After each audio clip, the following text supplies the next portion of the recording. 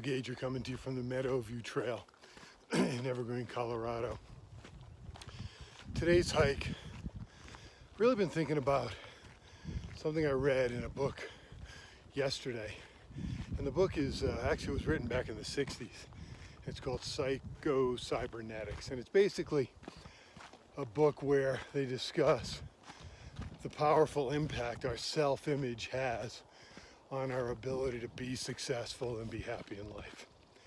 And you know, it's interesting because a lot of the stuff I knew, but every time I read a book, I always get something out of it. And the thing that really hit me was the way the author talked about how we get limiting beliefs in our self-image.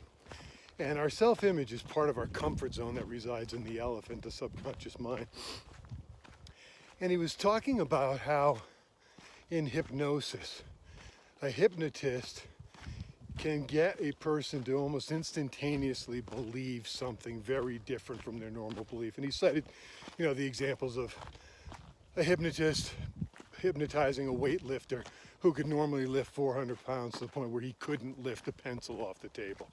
You know, no matter how hard he strained, there was a belief implanted or programmed into his subconscious that he was unable to lift it, and so he was unable to lift it. The flip side being a hypnotist would take somebody who was deathly afraid of speaking to strangers, program the belief in them that they were very charming, very outgoing, and instantly they'd be this charming, engaging person. And that's what a lot of these hypnosis shows are about. But this analogy to hypnosis really hit me and got me to realize things about limiting beliefs at a deeper level. It was really like an epiphany. As he also said, we're all hypnotized to some degree. And we're hypnotized anytime we have taken on a limiting belief, either from ourselves or from somebody else in our lives. And basically what he said was all it takes is to change the belief. Now, this isn't about positive thinking, because positive thinking works at the conscious level. These limiting beliefs exist in our elephant, not our rider. And so positive thinking, talking affirmations don't work because they don't go deep enough. But once we change the belief at our subconscious elephant level, things instantly change. And it was really striking to me because, you know, this is something I've been focused on recently, as I've talked about in other videos, how to manifest the things I want to do. And I've always kind of realized beliefs in and of themselves are always limiting. Some are less limiting than others, but anytime I believe something to be true, I block out the possibility for the alternate to also be true. And I just found it really kind of a powerful thing for me, because the realization that I've literally hypnotized myself with certain limiting beliefs, and that I can literally hypnotize myself out of it, it's really kind of a major thing for me in my process.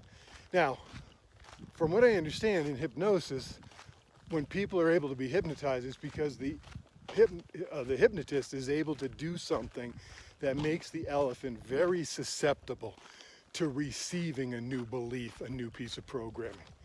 In real life, our elephants are not that susceptible. So there are certain things we have to do to reprogram or rehypnotize ourselves. And what I'm currently working on is visualization of what it is I want to achieve, visualizing myself having achieved it, but also making sure that in that visualization I'm connecting at the emotional level.